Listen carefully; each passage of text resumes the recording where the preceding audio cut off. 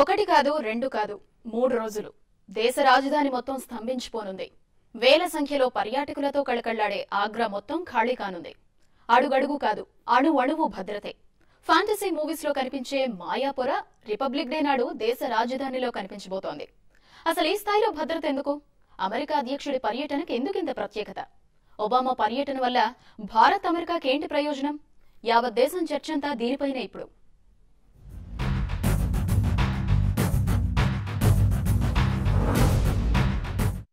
ఏడు దశాబ్దాల్లో ఏనాడు చూడని సన్నివేశం, ఏ దేశాధ్యక్షుడికి అందని అరుదైన ఆహ్వానం, ఎర్ర కోటలో అద్భుత దృశ్యం.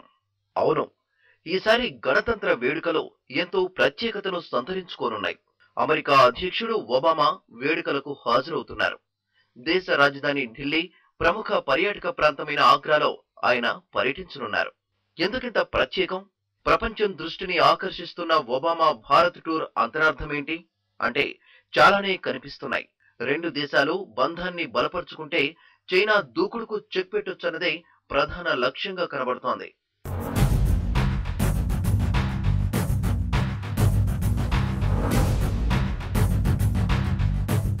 మూడు రోజుల పర్యటనలో వాణిజ్య, రక్షణ, ఉగ్రవాద నిరోధంతో పాటు పలు కీలక అంశాలపై ఒప్పందాలు జరగనున్నాయి. పైగా మోడీ నేతృత్వంలో ఏర్పడ్డ కొత్త ప్రభుత్వం భారత ఆర్థిక వ్యవస్థను పరిగెత్తించడం కోసం వనరుల వేటలో ఉంది. ఎదుగుతున్న ఆర్థిక వ్యవస్థగా భారత్ కు అమెరికా లాంటి పెద్దన్న సహకారం అవసరమని భావిస్తోంది.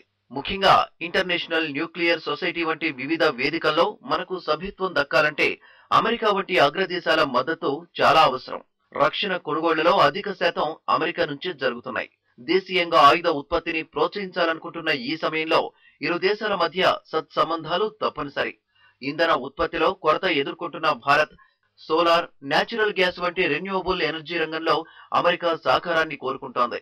మరో ముఖ్యమైన అంశం, పాక్, ఆఫ్ఘాన్ లాంటి పొరుగు దేశాలతో ఇరు దేశాలు విరుద్ధ వైఖరితో ఉండడంతో ఇంతకాలం పాకిస్తాన్ కు పరోక్ష సహకారం అందిస్తున్న అమెరికాను మన వైపు తిప్పుకోవడం కూడా వ్యూహాత్మక అడుగులో భాగంగానే కనిపిస్తోంది.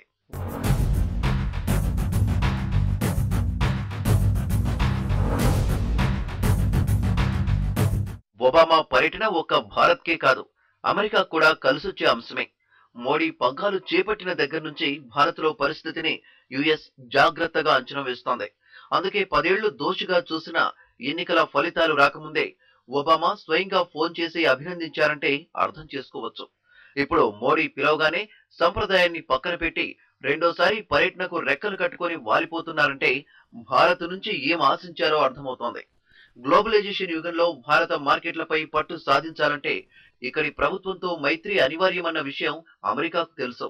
6 ఏళ్ల క్రితం యూపీఏతో చేసుకున్న అణు ఒప్పందం అడ్డంకులు తొలగించుకోవడం ప్రధాన లక్ష్యమైతే, చైనా లాంటి దేశాలతో పోటీకి భారత్ లాంటి అభివృద్ధి చెందుతున్న దేశం అండ కోరుకోవడం మరో వ్యూహం.